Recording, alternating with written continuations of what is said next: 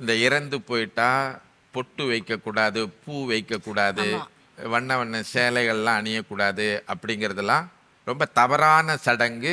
அது தமிழர் பண்பாட்டுக்குரிய சடங்கு கிடையாது.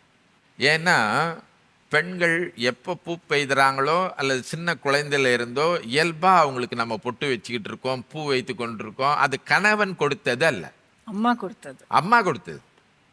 அப்போ கணவன் இறந்து விட்டால் நம்ம என்ன செய்கிறோம்னா, உனக்கும் எனக்கும் இடையில் ஏற்பட்ட அந்த ஒப்பந்தத்தை நான் இத்தோடு முறித்து கொள்கிறேன் அப்படின்னு அவர் கொடுத்த தாலியை அவர் கையாலவே அப்பயே ஒப்படைச்சிடணும். அது கொஞ்சம் பேர் பார்த்தீங்கன்னா 16 நாளைக்கு வச்சிருந்து அதை ஒரு பெரிய நிகழ்ச்சியாக கொண்டு வந்து இறந்து போனவங்களை துன்புறுத்துறது, வளையல் உடைக்கிறலாம் கூட சொன்னாங்க.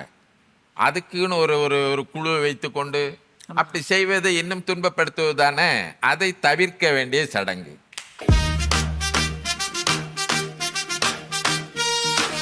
இந்த நிகழ்ச்சியை கொண்டு வருவது